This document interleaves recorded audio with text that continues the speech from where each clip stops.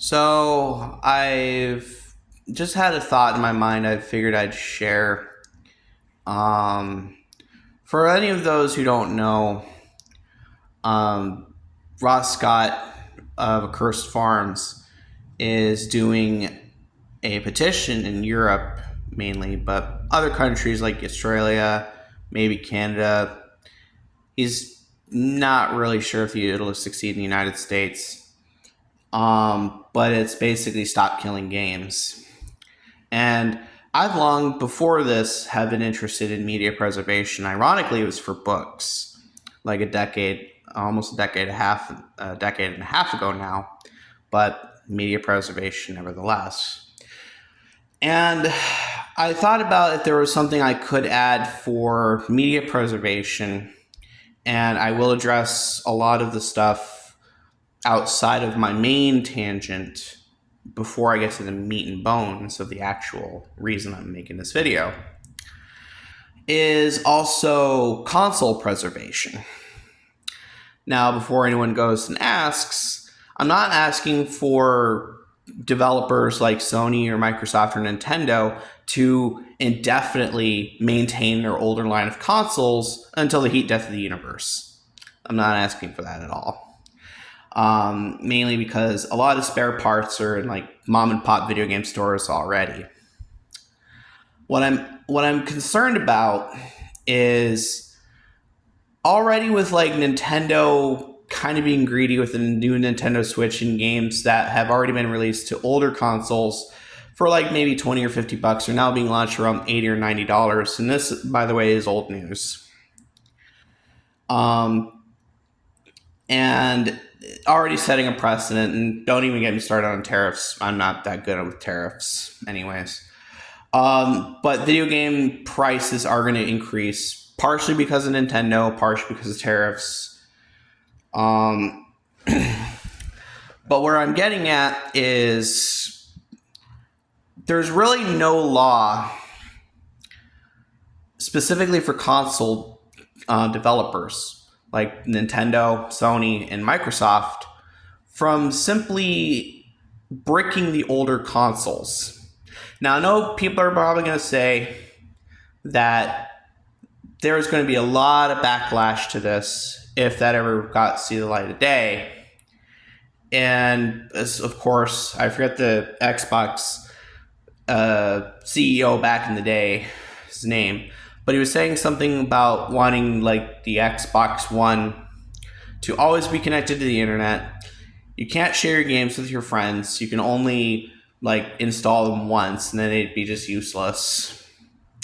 Sony capitalized on that, but apparently, according to Ross Scott, even Sony was considering doing what Microsoft was doing, but was unpopular.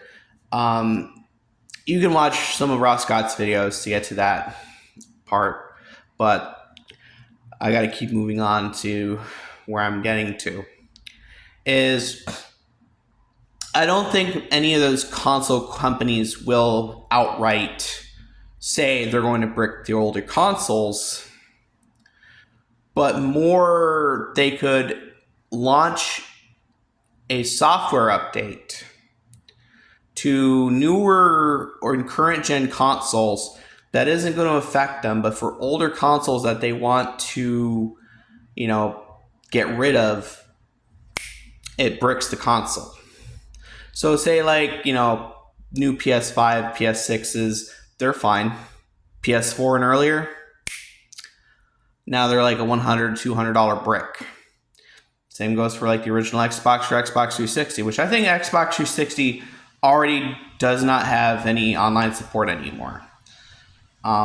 Which I'm not going to get into that. That'll probably be for a whole nother video, but I'm mainly wanting to stick to console preservation and more of preventative measures to ensure that why this doesn't happen, and mainly comes from several things. Mainly is consumer rights, consumer protection, and a form of media preservation. Although the latter is kind of hard to define because it's not really media I'm hoping that doesn't, it's more of a hardware and software, I wouldn't call it preservation either, but rather, I guess you could say consumer protection to ensure that these consoles don't get bricked by the companies that develop them to force buyers, consumers, to purchase newer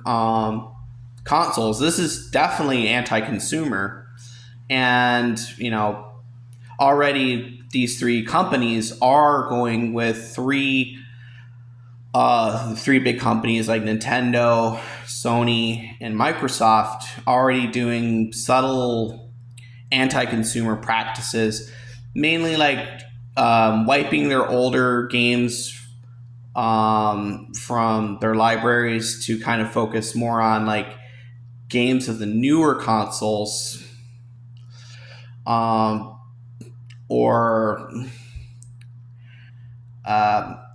I guess you could say like exclusivity deals, like what Sony, or not Sony, but Microsoft was doing in the 2000s, trying to force developers from developing games on the PC. But then again, Ross Scott describes that in much better detail than I ever could. But my chief concern is mainly that console companies could use the excuse of a software bug to basically shut down many of the older consoles that would force consumers to buy the newer, more expensive consoles, which again is very anti-consumer. It's like, I guess for like richer families, they wouldn't have to worry about that because, they could just buy a newer console. But many families may not be able to afford the luxury of a newer console. So you end up having to buy a console of the current or the previous generation, or you have some gamers that buy retro hardware and software. Or, you're just broken, you're stuck with the console you have. And all of a sudden, the developers, just put in a software patch, and all of a sudden, well, that does it. I can't play it anymore. And of course, you'll have the developers, like, oops, sorry. No, you're not sorry. You just bricked millions of people's consoles just so that you could force them to buy newer consoles. And this is kind of where I'm getting to right now, is hoping that people do wise up to this. It hasn't happened yet, but I think that down the road, maybe 5, 10, 15, 20 years, that could happen, where you could end up with having developers just do this because there is no real competition. I mean, except for maybe the Steam Deck. I mean, we have like, as of right now of doing this video, we have PlayStation 5, which barely has any new games that justify buying a new console. Xbox apparently is dying, and in Nintendo, I don't really have any nice things to say about Nintendo, so I'll just leave it at that. Hopefully I don't get sued by Nintendo. But in closing, what I would want is, I would love to at least go for, if I can't get off the ground a form of legislation to prevent that from happening, at least I would want is some form of public awareness that could happen. If game console developers were smart enough to exploit this, and we're smart enough to know that they could do that, at least it should get the ball rolling that, we could lobby Congress or whatever form of, either in America, like I've said with Congress, or maybe the United Nations or the European Union. I mean, I'm an American, so I don't know if that'll be as successful in the European Union. I don't know the name of the court specifically, but in closing, this is kind of like concern that I just had a thought and I figured I'd share it.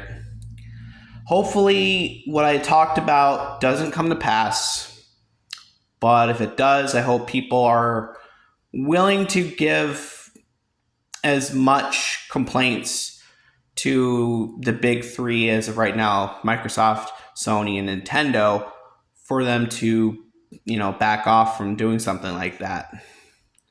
So hopefully it never comes to that, but who knows?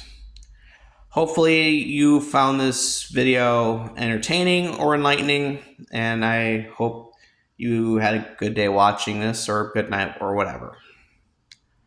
Have a nice day.